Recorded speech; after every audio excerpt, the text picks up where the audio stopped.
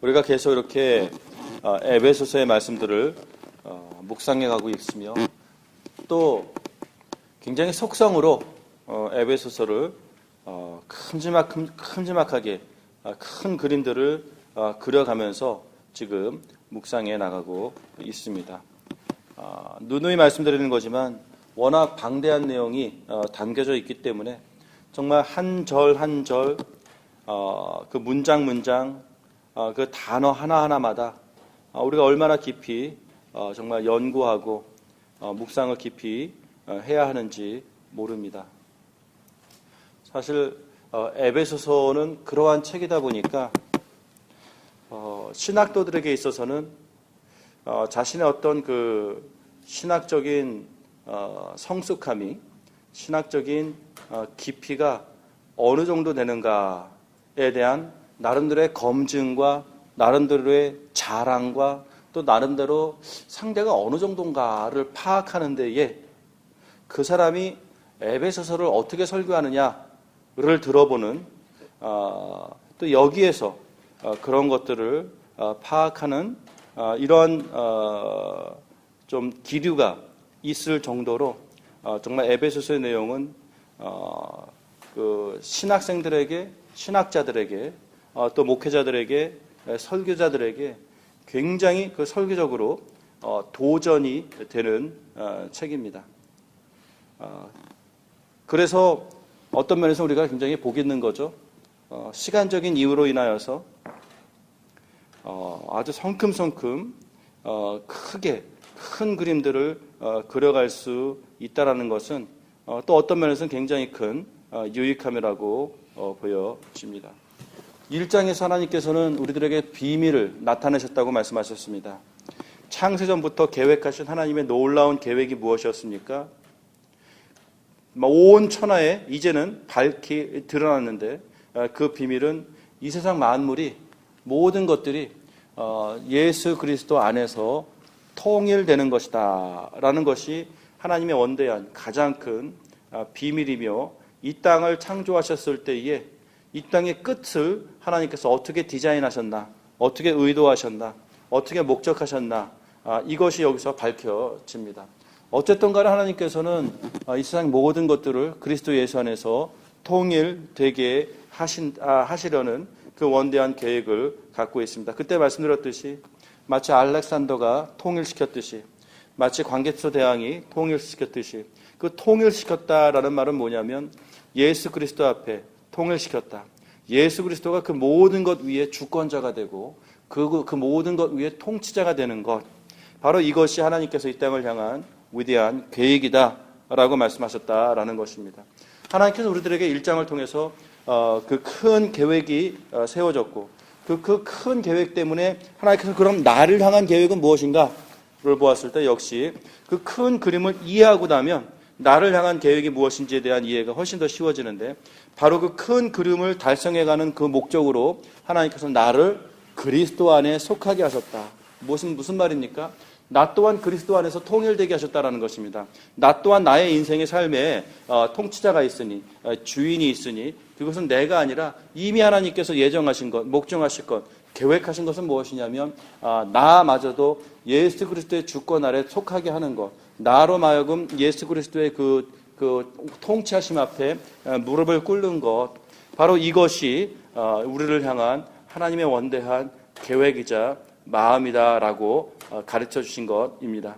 그래서 우리는 그리스도 안에 속하여 우리들의 삶이 하나님 앞에 찬송이 되는 것, 하나님 앞에 영광이 되는 것, 하나님 앞에 예배자로 살아가도록 우리의 삶을 하나님께서는 의도하셨고 계획하셨고 오늘도 만들어 가시고 있음을 성경은 얘기해주고 있다라는 것입니다. 그러면서 우리가 에베소서 2장을 가게 되니까 참 너무나도 큰 도움을 받습니다. 왜 그렇습니까?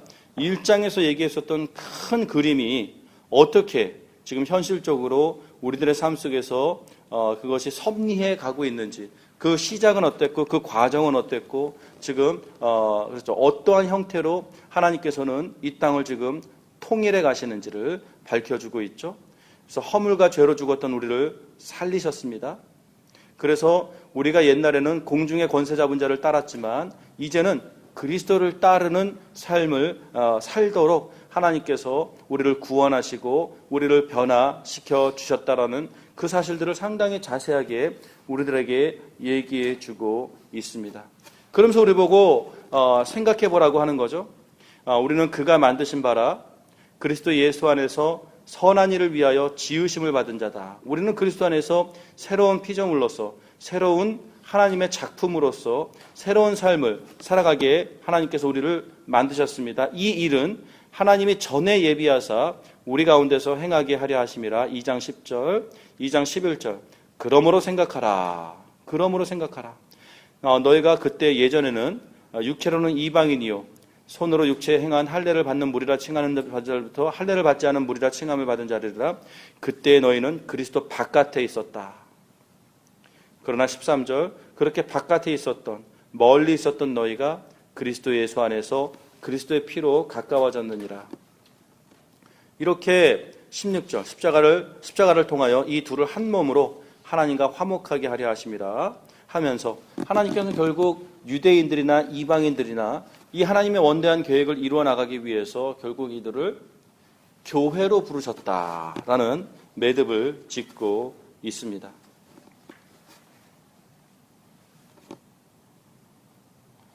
그래서 너희는 이제부터 19절 외인도 아니요 나그네도 아니요 오직 성도들과 동일한 시민이요 하나님의 권속이라. 너희는 사도들과 선지자들의 터 위에 세우심을 입은 자라. 그리스도 예수께서 친히 모퉁이 돌이 되셨느니라.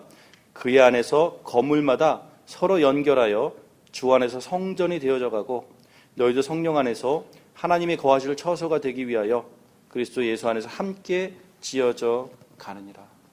1장에서도 하나님의 원대한 계획이 있었고 그 계획 때문에 우리를 향한 하나님의 계획이 또한 밝혀지며 그 계획이 결국은 교회를 통해서 이루어져 성취해 가시기를 원하신다라는 그 1장의 내용들이 2장을 통해서 다시 한번 구체적으로 어떻게 그것이 이루어져 가고 있는지에 대해서 설명을 해준 다음에 다시 한번 3장을 통해서도 그 똑같은 내용이 다시 한번 반복이 되어지는 것을 보게 됩니다. 우리가 어떻게 복음 바깥에 있었던 사람들로서 복음 안으로 불리우심을 참 우리가 누리고 또 예수 그리스도 안에서 함께 상속자가 되고 함께 지체가 되고 함께 약속에 참여한 자가 되었는지에 대해서 6절이었죠.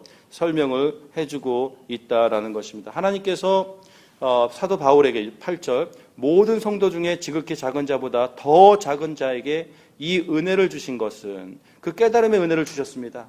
그 비밀을 알게 하셨습니다. 사도 바울에게 측량할 수 없는 그리스도의 풍성함을 이방인에게 전하게 하시고 영원부터 만물을 창조하신 하나님 속에 감추었었던 비밀의 경륜이 어떠한 것을 드러내게 하려 하심이라. 그렇습니다. 그 비밀을 계속해서 밝히는 것, 선포하는 것, 드러내는 것, 그렇죠.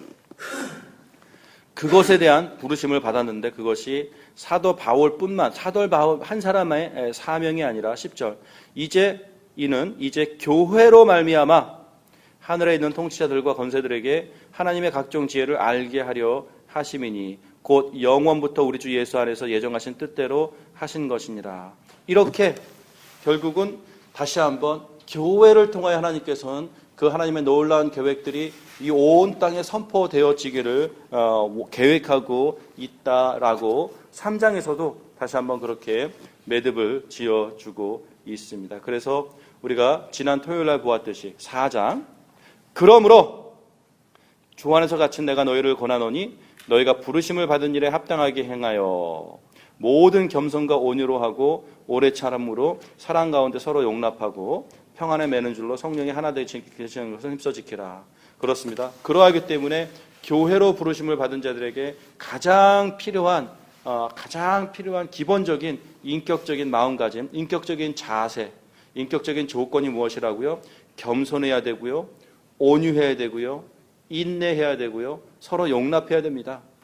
바로 그 4장 2절이 정말 하나님 앞에서 그 하나님의 놀라운 계획과 또 하나님께서 그 계획을 교회로 통하여 이루어 나가시를 원하시는 그 하나님의 마음을 받은 자들로서 우리가 어떠한 인격체로 어떠한 마음가짐으로 정말 어떠한 자세로 이제는 살아가야 되는가? 서로에게 정말 우리가 모든 겸손과 온유와 인내와 사랑 가운데에 서로 용납함이 얼마나 중요한 정말 그 조건인지 마음가짐인지를 성경이 우리들에게 이야기해주고 있습니다. 그 교회를 세워 나가시기 위해서 어떤 사람은 사도로, 어떤 사람은 선지자로, 어떤 사람은 복음 전하는 자로, 어떤 사람은 가르치는 목사로 삼으셨다. 왜? 이는 그 목적은 성도를 온전하게 하여 섬김의 일을 하게 하며 그리스도의 몸을 세우려 하심이라. 우리가 다 하나님의 아들을 믿는 것과 아는 일에 하나가 되어 온전한 사람을 이루어 그리스도의 장성한 분량이 충만한 데까지 이르게 하리니. 무슨 내용입니까? 예, 하나님께서 그 원대한 계획을 세우시고 나를 불러주시고 하셨을 때에 정말 여기에 결정적인 포인트는 나 혼자 믿음이 성숙할 수 없는 이상한 부르심을 부르셨다는 것입니다. 나 혼자 기도 많이 한다고 해결되는 것이 아니고, 나 혼자 깊이 순종한다고 해결되는 것이 아니고, 나 혼자 그냥 믿음이 그냥 성숙한 자리로 갈 수 있는 이런 길이 아니라 하나님께서는 교회로 부르시고, 교회로 부르신 자들과 함께 연합할 때, 함께 용납할 때, 함께 겸손히 서로를 정말 사랑 안에서 하나가 되어질 때에 함께 믿어가는 것이고, 함께 성숙해가는 것이고, 함께 그리스도의 장성한 분량이 충만한 데까지 이르는 것이다라는 굉장히 깊은 교회가 무엇이냐에 대한 가르침을 주시고 있는 것입니다. 우리는 함께 성숙해야 됩니다. 함께 그 하나님의 아들을 믿는 것과 아는 일에 하나가 되어야 합니다. 그렇지 않으면 우리는 성숙해 갈 수가 없습니다. 성장해 갈 수가 없습니다. 하나님께서 성도에게 부어주시는 믿음의 성장은 교회를 통하여 이루어 가시기를 원하신다라는 것입니다. 교회가 함께 성장해 나가는 것입니다. 자, 그래서 5장에 온 것이죠. 자, 5장은 그러면 그렇게 우리가 교회로서 함께 성장해 나가야 되는데, 그 성장함 속에서 구체적으로 보여져야 하는 증거가 무엇이냐? 바로 여기서 이제 구체적으로 얘기해주고 있습니다. 우리가 찬송을 하는 자들입니까? 말씀을 듣는 자들입니까? 교회로 모이는 자들입니까? 예배하는 자들입니까? 정말 그리스도 안에 속하도록 부르심을 받은 자들입니까? 정말 우리가 그리스도의 그 놀라운 비밀을, 하나님의 그 놀라운 비밀을 온 세상에 선포해야 될 그 부르심을 받은 자들입니까? 그럼 우리는 어떻게 살아야 됩니까? 그러므로 사랑을 받은 자녀같이 1절 너희는 하나님을 본받는 자가 되라 라고 얘기해주고 있습니다. 그렇습니다. 우리들의 삶은 하나님을 본받는 삶이 되어야 합니다. 그럼 그러한 삶을 어떻게 살아야 합니까? 그리고 하나님을 본받는 자가 된다는 것은 2절에 그리스도께서 너희를 사랑하신 것 같이 너희도 사랑 가운데서 행하라. 그렇습니다. 하나님을 본받는 자, 또 사랑 가운데서 행하는 그 삶의 그 구체적인 모습이 무엇인지를 5장은 우리들에게 상당히 자세하게 얘기해 주고 있습니다. 첫 번째가 무엇입니까? 이미 2장에서 보았듯이 이 세상 풍조를 따랐었던, 공중의 권세 잡은 자를 따랐었던, 그 불순종의 아들들 가운데서 역사했었던 그 영에 잡혀서 살았었던, 그래서 3절 우리도 전에 다 그 가운데서 우리의 욕심을 따라 지내며 우리의 육체와 마음에 원하는 것을 하여 다른 이들과 같이 본질상 진노의 자녀였더니 라고 얘기했었던 2장 2절과 3절이 구체적으로 어떠한 모습이었습니까? 음행이었고 온갖 더러운 것이었고 탐욕이었습니다.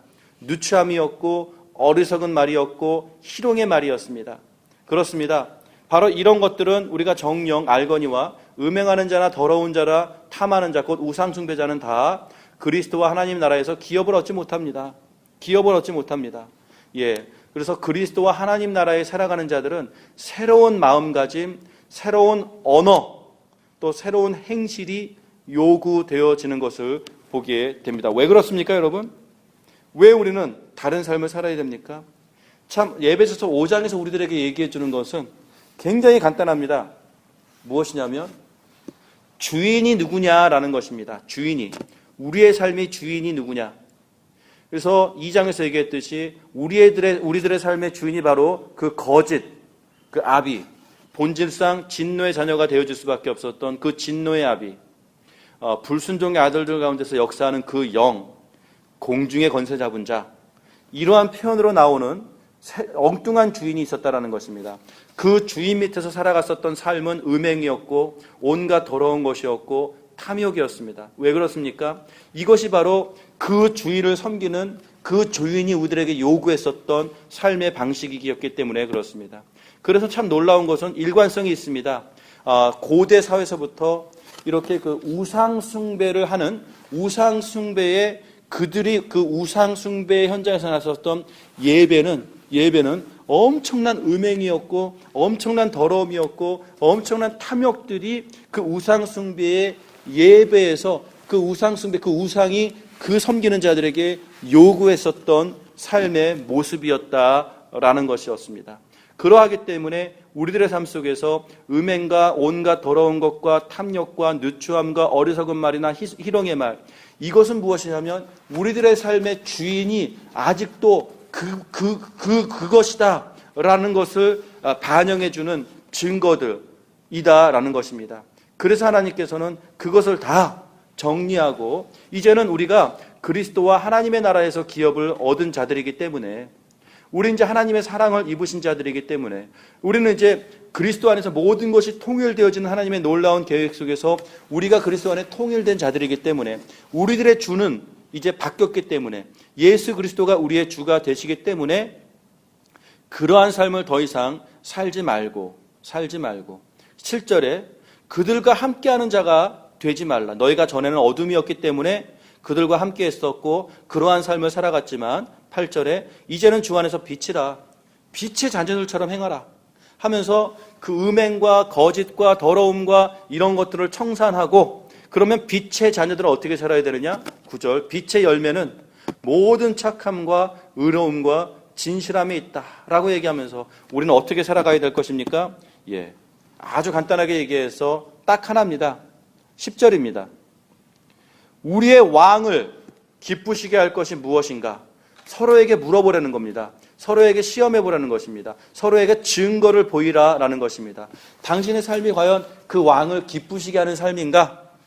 이것이 바로 우리들의 삶을 딱 정리해 줄 수 있는 가장 기본적인 기준, 잣대가 되어집니다. 우리가 만사의 모든 일에 우리가 하는 태도와 언어와 표현과 행실에 가장 중심이 되어지는 질문은 이것이 주를 기쁘시게 하는 것인가? 라는 것입니다. 이것을 고민하는 자가 바로 부르심을 입은 자들입니다. 이것이 정말로 마음속에 열정이 되며 갈망이 되며 정말 삶의 이유가 되어지는 사람들이 있습니다. 그들이 바로 교회로 부르심을 받은 성도들이 된다라는 것입니다. 그렇습니다. 우리들의 고민은 우리가 주를 기쁘시게 하는 것, 바로 여기에 있습니다.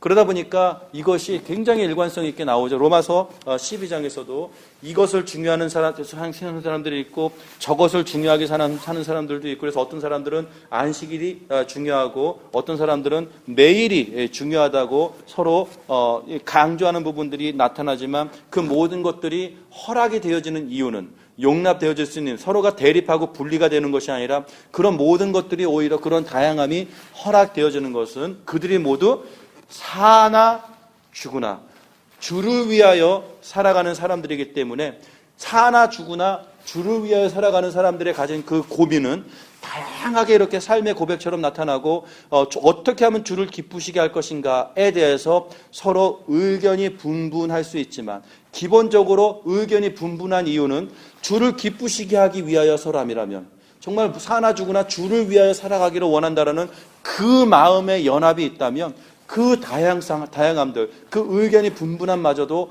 서로 용납하고 그것을 정말 서로 안에서 품어주는 것, 바로 이러한 다양성이 허락이 되어지는 기준은 모두의 마음속에 그것이 주를 위한 것인지 그것이 주를 기쁘시게 하는 것인지 이것만 검증이 되면 정말 그런 다양함들을 품어 갈 수 있다라고 성경은 얘기해 주고 있다라는 것입니다.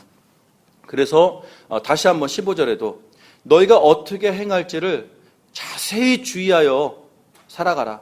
지혜 없는 자 같이 하지 말고 오직 지혜 있는 자 같이 해라. 무슨 말입니까? 어떻게 하면 주를 기쁘게 할 것인가 서로 고민하며 서로 돌아보며 서로 권면하며 서로 자제하게 도와주며 어쨌든 간에 서로를 향하는 그 관계의 잣대는 이것이 주께 기쁨이 되는가?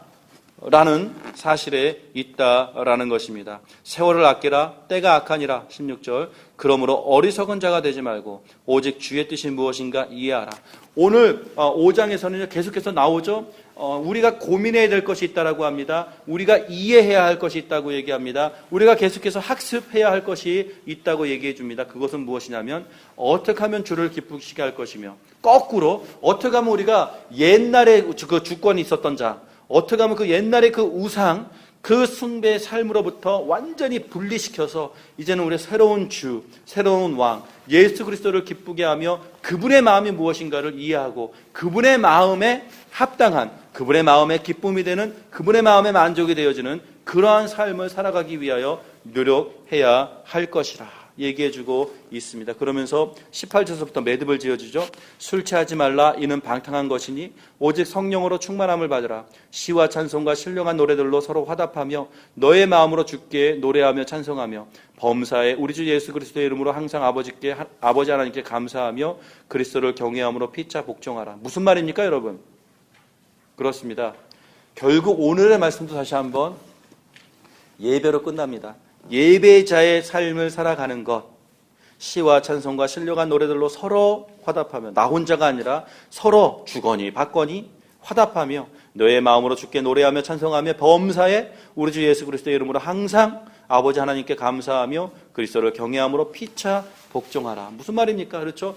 교회 안에서의 다이나믹을 얘기해주고 있습니다. 교회 안에서의 관계성을 얘기해주고 있습니다. 교회 안에서의 운동력을 얘기해주고 있습니다. 우리가 해야 할 일이 있다는 것입니다. 정말 우리가 예수 그리스도를 주로 섬기는 자들이라면 우리는 성령의 충만한 가운데에 19, 20, 21절 정말 우리가 예배자의 삶으로 살아가야 합니다. 내일 우리가 생각해 봐야 될 것이 무엇입니까? 21절서부터 6장의 내용을 생각해 볼 것입니다. 22절이 뭡니까? 아내들이여 나오지 않습니까? 25절에 남편들이여 나오죠. 6장 1절에 자녀들이여 나오고요. 2절에 또 그 다음에 4절에 아비들아라고 나오죠. 5절에 종들아 나오죠. 그 다음에 이렇게 9절에 또 상전들아 나오. 이 세상의 모든 관계, 예수 그리스도를 주로 섬기는 자들 안에서 생기는 모든 사람의 관계 속에서 어떻게 살아가야 되는지에 대한 그 관계의 시작은 모두가 화답하여 모두가 하나가 되어 함께 예배하는 자, 함께 예배로 부르시는 받은 자들. 그렇죠. 그래서 이 모든 관계의 시작은 예배로부터 시작합니다. 그래서 온전한 예배가 회복이 되어지고 온전한 예배자로 살아갈 때 그 안에서 아내들은 어떻게 해야 되는지, 남편들은 어떻게 해야 되는지, 자녀들은 어떻게 해야 되는지, 부모된 자들은 어떻게 해야 되는지, 여기서 지금 종들은 어떻게 해야 되는지, 상전들은 어떻게 해야 되는지, 모든 인간사의 관계들이 어디서부터 시작한다고요? 예배로부터 시작한다라는 것입니다. 그래서 우리가 내일부터 생각해 보게 될 아내들에게 요구되어지는 것들, 남편에게 요구되어지는 것들, 자녀들에게 요구되어지는 것들, 그 부모들에게 요구되어지는 이런 모든 관계를 논하기에 앞서 가장 먼저 우리가 확인해야 되는 것, 우리가 지금 예배자입니까? 우리가 지금 교회로 지금 하나로 되어져 가고 있습니까? 우리가 교회가 되어 하나로 함께 성숙함의 자리로 나아가고 있습니까? 여기에 대해서 예스라고 고백할 수 있다면 그때부터 자, 그 중에 아내 된 자들이 있습니까? 그러면 어떤 고민을 해야 되겠습니까? 우리 중에 남편 된 자들이 있습니까? 어떠한 고민을 해야 되겠습니까? 자녀들은, 부모들은 이러한 새로운 고민들, 정말 새로운 삶의 결단들, 새로운 삶의 라이프 스타일들, 이런 것들을 고민해야 돼가는 그 시작 포인트가 바로 역시 다시 한번 교회로서부터 고민을 해야 됩니다라는 사실들을 배우게 됩니다. 말씀을 정리하겠습니다. 정말 예수 그리스도를 주로 삼아 살아가는 자들입니다. 우리는 교회로 부르심을 입은 자들입니다. 정말 우리 안에 온전한 예배가 회복이 되어지기를 원합니다. 온전한 예배자로서 살아가기를 원합니다. 정말 우리가 온전한 예배자로서 살아가면서 어떻게 하면 주를 기쁘시게 할 것인가? 바로 이것이 우리들의 삶에 가장 큰 고민이 되며 가장 큰 궁금함이 되며 정말 가장 큰 열정과 서로의 대화 속에 계속해서 끊임없이 나타나게 되는 고백들이 되기를 주님의 이름으로 축원합니다.